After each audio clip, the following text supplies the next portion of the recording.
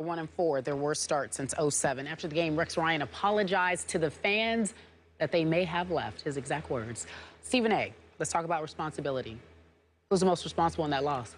Skip Bayless, Kerry Champion. The most responsible person for yesterday's debacle is the general manager, John Idzik. This man is proving to be a catastrophe as a general manager. Indicative of somebody who was the fourth or fifth choice or whatever it was for Woody Johnson to get the job. The only thing this man has done right is draft Sheldon Richardson. When you look at the quarterback situation and Geno Smith being his man, my man Jay-Z and Juan and the crew with Rock Nation Sports working with Geno Smith, they are clearly doing a good job because he always says the right things in post-game conferences. Somebody needs to look Geno Smith in the face and say, damn it, that's the only thing you're doing right. Because you certainly ain't throwing the football. 4-12? Yeah. A quarterback rating of 7.6? I mean, how pathetic can you be? I do appreciate your honesty in the post-game conference. Thank goodness. Bravo. You get applause for telling the truth. No one can ever accuse you of being a liar, but that's about it. Because as a football player, he just looks like he stinks right now. 17 interceptions in the 21 games that he has played in his career. Come on, bro. It's just bad.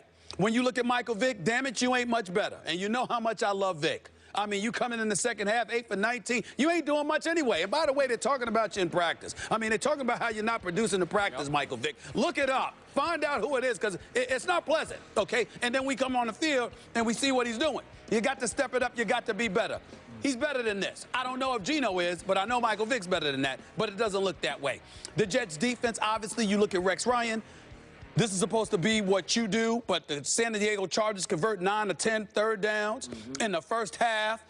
They shellac you. They beat you down. You're down 28-0. They just stomped you, okay? You have no offense to speak of. All of those things are true. They were ill-prepared. Rex Ryan is definitely culpable because you're the head coach and your team shouldn't be looking as bad. Geno Smith, I'm not there, but I'm almost done with him. I'm trying to hold out, but I'm almost done. Because you just know you can't look this awful, okay?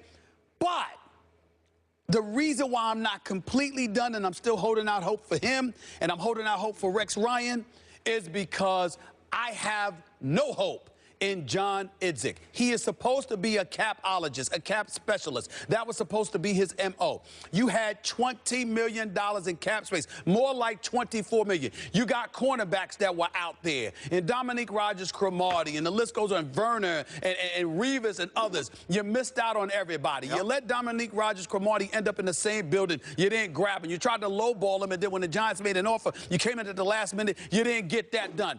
I'm thinking about the receivers that were out there, like the Emmanuel Sanders and the Golden Tates of the world. Who the hell do you give us? Eric Decker. I mean, the list just goes on and on and on. This man has proven he has no business being the general manager for the New York Jets. As far as I'm concerned, he has left Rex Ryan to hang out and dry. He's given him nothing to work with offensively. As a result, it's put too much of the onus on the defensive side of the ball. They ran into Phillip Rivers and Antonio Gates and those boys yesterday, which is a relative juggernaut considering the way the Chargers have been playing, and the Jets never had a chance. No. And so what you saw yesterday was a team not only that didn't have a chance, Skip Bayless, but a team that knew it from the moment they stepped on the field. They knew they were overmatched. They knew they couldn't compete. They knew they wasn't on the San Diego Chargers level, and they got exposed quick, fast, and in a hurry. The Jet fans are, the Jets are a mess, and their fan base, as far as I'm concerned, I appreciate Rex Ryan's honesty when he says the fans that we may have left, because I have to be honest with you.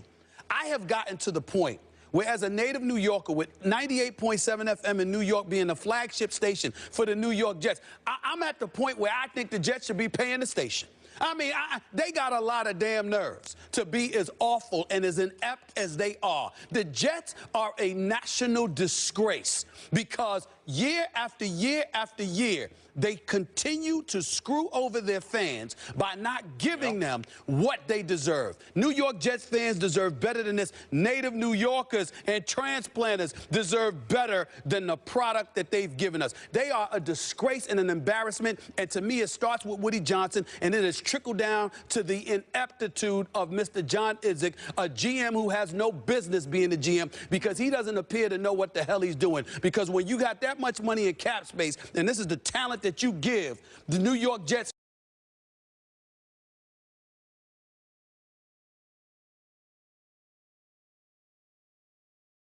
fans, you have told them to go kick rocks. I could give a damn what you want. I don't like you. I don't care about you, because that's the product we saw out on the field. As a franchise, the New York Jets hit bottom, nightmare, humiliation, 31-0. Let me hit on 2 quick points here. The Chargers are really good. Yeah, they are. And I said before the year I thought they're going to be a breakout team, and I still think they're going to win that division. But that remains to be seen because Denver is playing at a high level. But we cannot give Geno a pass. He missed a team meeting on Saturday evening because he and some teammates reportedly went to a movie and got their... Gone Girl? Yeah. Is that what it was? It was Gone Girl. Was it Gone Girl? I'm not sure. Oh, my Lord. Okay. But maybe it went a little longer than they thought. But they were using the excuse of, well, we didn't get the time right on the West Coast. Those kids have all been to the West Coast before. They know how the clock works. It's 3 hours. They get that. And you have 6 months of the year off. Okay, you do. You can see movies there. And listen, even if he's with a group of teammates, he's the face of the franchise. He's the quarterback. He's the leader of the team. You have to lead them back to the team meeting on time. You can't put it on them. Oh, we all screwed up. No, you screwed up, Geno. So let's start with that. That set the wrong tone for yesterday. Now, back to your big picture premise here. I believe Idzik has set up Rex to fail this year. It's painfully clear to me he wants him out.